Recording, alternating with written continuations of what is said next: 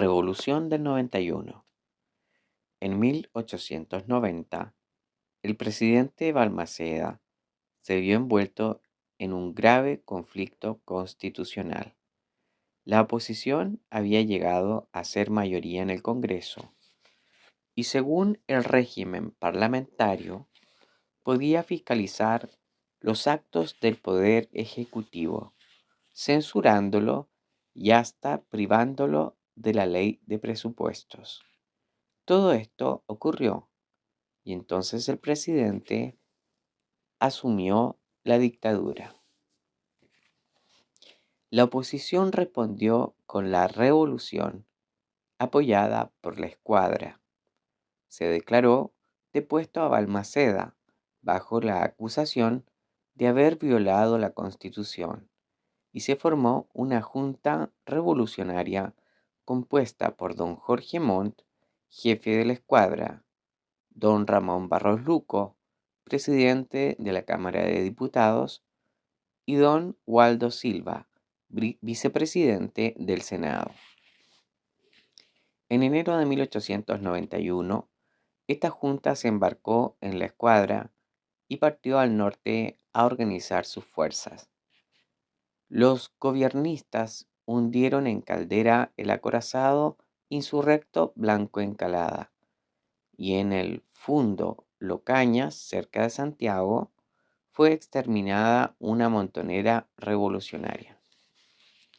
Al cabo de 7 meses de estado revolucionario, desembarcó en Quintero el ejército opositor al mando del coronel don Estanislao del Canto, que derrotó a las tropas gobiernistas en las sangrientas batallas de Concón y Placilla, libradas los días 21 y 28 de agosto de 1891 respectivamente.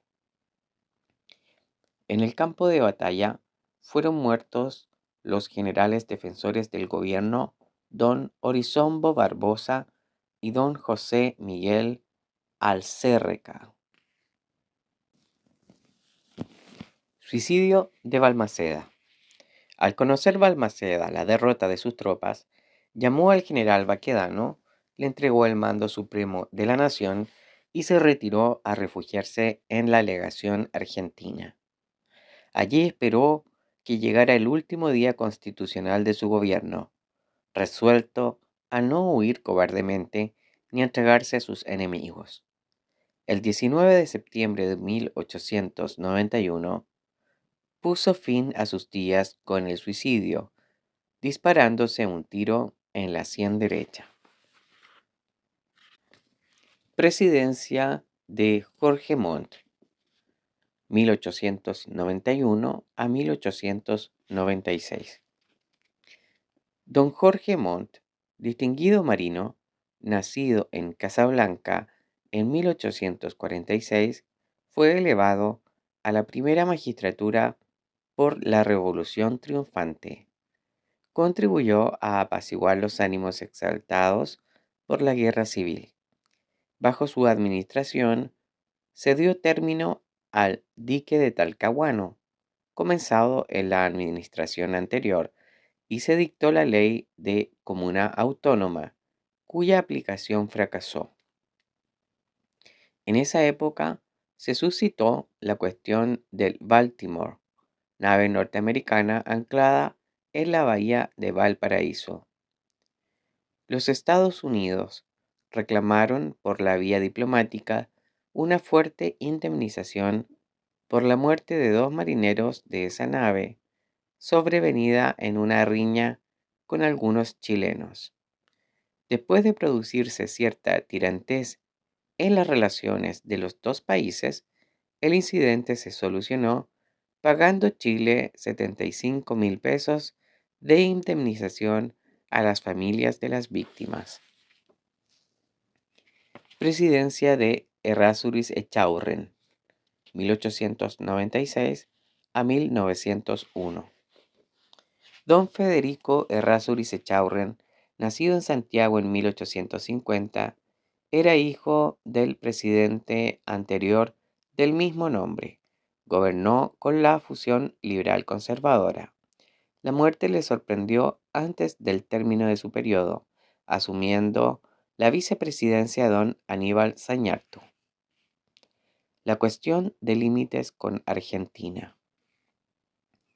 Durante su administración, al proceder a fijarse en el terreno los límites entre Chile y Argentina, que según el Tratado de 1881 señalaba el divorcio de las aguas, es decir, la línea que une los puntos de donde se desprenden los ríos hacia los dos océanos, Argentina sostuvo que ese límite debía ceñirse a la línea que une las altas cumbres de los Andes. Se suscitó entre ambos países una enconada controversia que estuvo a punto de estallar en una guerra. Felizmente, se evitó la guerra aceptándose el arbitraje del rey de Inglaterra, Eduardo VII. Después de este acuerdo, en 1899, los presidentes Federico Errázuriz Echaurren de Chile y Julio Roca de Argentina se dieron cita en Punta Arenas, donde sellaron la paz con el llamado Abrazo del Estrecho. El fallo del rey de Inglaterra, dictado en 1902, fue algo salomónico. Ordenaba trazar la línea divisoria entre las dos tesis. Finalmente, en memoria de la solución del litigio chileno-argentino sobre límites, se erigió en la cumbre de la cordillera de los Andes, en la línea limítrofe por el paso de Uspallata, la estatua del Cristo Redentor como símbolo de paz. Presidencia de Germán Riesco, 1901 a 1906. Don Germán Riesco, nacido en Rancagua en 1854, subió a la presidencia apoyado por la Alianza Liberal. Dictó los códigos de procedimiento civil y criminal. Siguiendo la política internacional de Errázuriz, firmó con la Argentina los Pactos de Mayo, que consistieron en un acuerdo celebrado el 28 de mayo de 1902 entre Chile y Argentina, por el cual se convino en una limitación de armamentos y en una equivalencia naval, estipulándose además la neutralidad de Chile en los asuntos de la Argentina en el Atlántico y neutralidad de Argentina en los asuntos de Chile en el Pacífico. Firmó también con Bolivia en 1904 el Tratado de Paz que dio a Chile la posesión definitiva de Antofagasta. En las últimas semanas de su administración, el 16 de agosto de 1906, un fuerte terremoto azotó la zona central del territorio que destruyó gran parte de Valparaíso.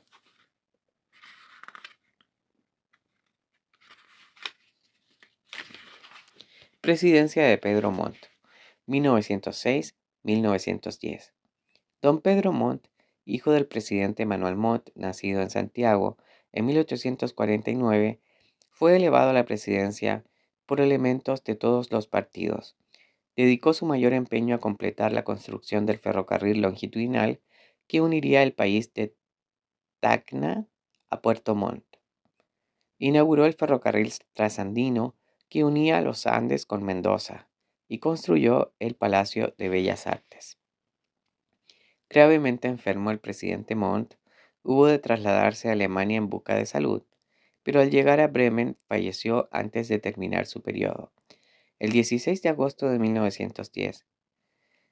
El vicepresidente don Elías Fernández Albano, en quien Montt había delegado sus facultades, falleció también poco después que él, debiendo ser subrogado por su ministro más antiguo, don Emilio Figueroa Larraín, a quien correspondió presidir las fiestas del centenario de la Independencia en septiembre de 1910. Presidencia de Ramón Barros Luco, 1910-1915. Don Ramón Barros Luco, nacido en Santiago en 1835, sucedió a Montt, comenzando su gobierno desde 1910.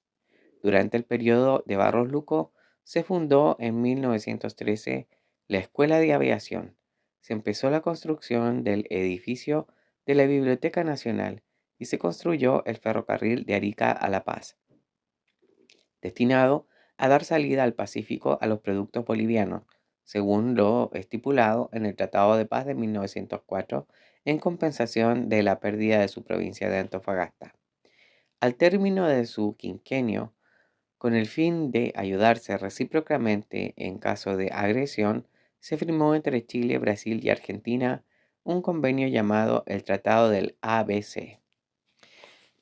También hubo de hacer frente a los trastornos que originó el estallido de la Guerra Mundial en 1914, conflicto bélico que sin embargo generó un mayor consumo de salitre. Presidencia de Sanfuentes, 1915-1920. Don Juan Luis Sanfuente alcanzó la primera magistratura en brazos de la coalición conservadora en agitada lucha electoral con la Alianza Liberal. Había nacido en Santiago en 1858. El primer problema que hubo de resolver fue el de la neutralidad de Chile frente al conflicto mundial. La administración de Sanfuentes se preocupó de preferencia de la instrucción del pueblo, construyendo numerosos establecimientos educacionales en Santiago, Valparaíso y Concepción. Dictó la Ley de Instrucción Primaria Obligatoria el 26 de agosto de 1920, cuando ya la Alianza Liberal había conquistado la mayoría en ambas cámaras. Según esta ley, todo niño de 8 a 13 años debe asistir a la escuela. También se dictaron leyes en beneficio de los empleados y de los obreros sobre accidentes del trabajo y sobre descanso dominical. Presidencia de Arturo Alessandri, 1920 a 1924. Don Arturo Alessandri, nacido en Linares en 1868, fue elegido presidente de la República en 1920, triunfando sobre su contendor, don Luis Barros Borgoño, por fallo de un tribunal de honor que decidió sobre la estrecha mayoría que alcanzó en las urnas. Durante los 3 primeros años de su gobierno se dictaron leyes destinadas a proteger a las industrias y a las clases trabajadoras, la de empleados particulares, la ley sobre la vivienda, la de empleados públicos y periodistas, la ley sobre derechos civiles de la mujer, etc. Y se creó además el Banco Central. Preocupó a Alessandri la solución del problema de Tacna y Arica, procediendo a un plebiscito conforme al Tratado de Ancón. Pero aunque Chile y Perú aceptaron como árbitro al presidente de los Estados Unidos, cuyo fallo fue favorable a la tesis chilena, el plebiscito no llegó a verificarse.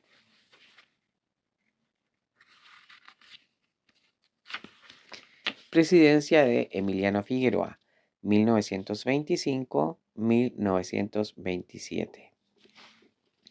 Don Emiliano Figueroa Larraín, nacido en Santiago en 1866, elegido por todos los partidos, asumió la presidencia el 23 de diciembre de 1925, fecha en que terminaba Alessandri su periodo constitucional. Como la crisis económica y la anarquía parlamentaria continuasen, el nuevo presidente puso al frente de su gabinete en la cartera del Interior al coronel don Carlos Ibáñez del Campo, por ser el hombre fuerte que el momento requería. Figueroa Larraín tampoco terminó su periodo presidencial. Presentó la renuncia de su alto cargo el 17 de abril de 1927, siendo reemplazado en el carácter de vicepresidente por el ministro del Interior, don Carlos Ibáñez.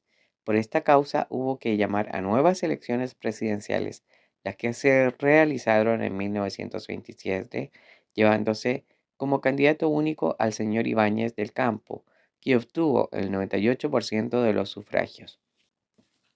Presidencia de Carlos Ibáñez, 1927 a 1931.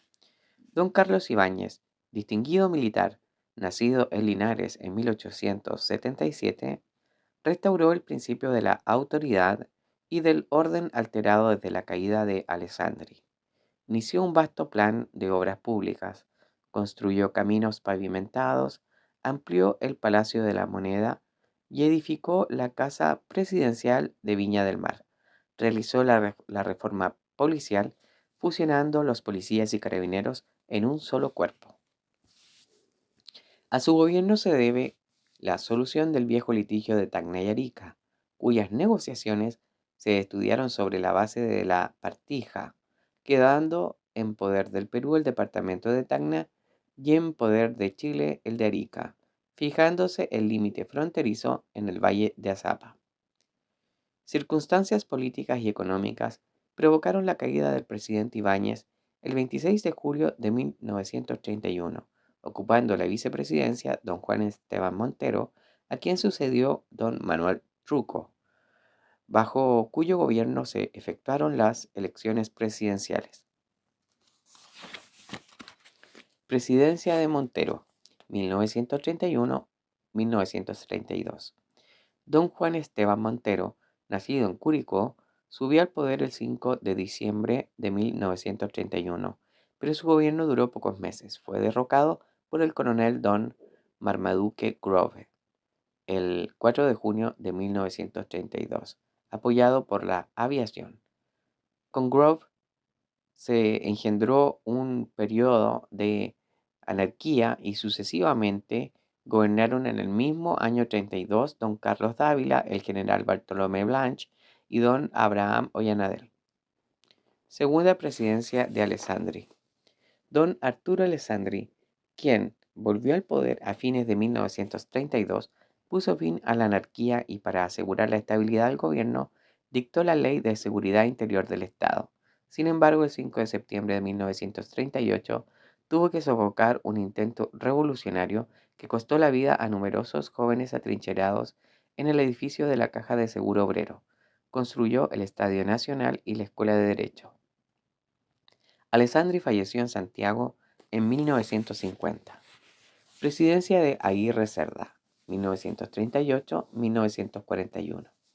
Don Pedro Aguirre Cerda, educador y estadista radical, nacido en Pucuro en 1879, fue elegido por la agrupación de izquierda llamada Frente Popular. Inició su periodo el 24 de diciembre de 1938. El nuevo presidente hubo de gobernar en condiciones muy desfavorables a causa del terremoto que asoló las provincias de Linares, Maule, Ñuble y Concepción, quedando totalmente destruida la ciudad de Chillán el 24 de enero de 1939, y además de la Segunda Guerra Mundial. Creó la Corporación de Reconstrucción y Auxilio y la Corporación de Fomento a la Producción. Después de casi 3 años de gobierno, Aguirre Cerda falleció víctima de una grave enfermedad el 24 de noviembre de 1941. Conforme a las prescripciones constitucionales, asumió la vicepresidencia el doctor Jerónimo Méndez, también radical, hasta la elección de su sucesor.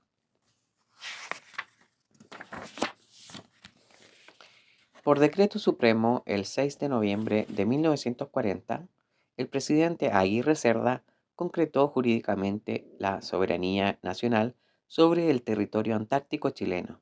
Desde entonces, Chile se extiende por el sur hasta el continente antártico, comprendiendo los meridianos 53 y 90W. Su punto más austral es el Polo Sur. Presidencia de Juan Antonio Ríos. Don Juan Antonio Ríos, de filiación radical, subió a la presidencia de la República el 2 de abril de 1942. Había nacido en Cañete en 1888. Ríos decretó en 1943 la ruptura de relaciones con los países del Eje, Alemania, Japón e Italia. Y en 1945 declaró el estado de guerra con Japón.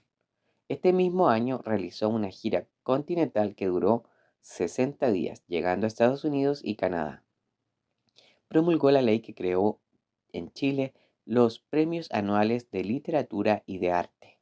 En diciembre de 1945 se descubrieron en Magallanes los yacimientos petrolíferos de Springfield, Cerro Manantiales. El presidente Ríos no alcanzó a terminar su periodo. A causa de una prolongada enfermedad falleció en Santiago el 27 de junio de 1946. Pasó a desempeñar la vicepresidencia don Alfredo Duhalde, quien en vísperas de las elecciones presidenciales renunció su elevado cargo, sucediéndole don Juan Antonio Iribarren. Premios Nobel de Literatura. En 1945 fue agraciada con el Premio Nobel de Literatura nuestra insigne poetisa, doña Gabriela Mistral. Su nombre de pila fue Lucila Godoy Alcayaga, nacida en Vicuña en 1889. Con gran vocación de maestra, desde niña ejerció el magisterio. Comenzó a surgir en las letras nacionales en el año 1914 con sus sonetos de la muerte y luego confirmó su calidad literaria con su primer libro de versos llamado Desolación. El gobierno le dio el cargo de cónsul vitalicio, en cuyo desempeño recorrió diversos países de América y de Europa. Gabriela Mistral falleció en los Estados Unidos el 10 de enero de 1957. Sus restos reposan en Monte Grande, lugar cercano a Vicuña. Posteriormente, en 1971, obtuvo la máxima consagración mundial de literatura el poeta Pablo Neruda. Es el segundo chileno que llegó a formar entre los inmortales de la literatura universal. Nació en Parral en 1904. Se educó en el Liceo de Temuco y siguió estudios universitarios en Santiago.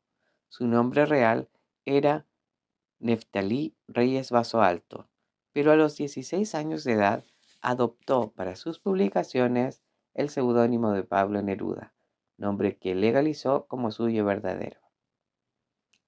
La obra poética de Neruda es copiosísima, romántica y humana. Sus poemas llegan a unos 3000.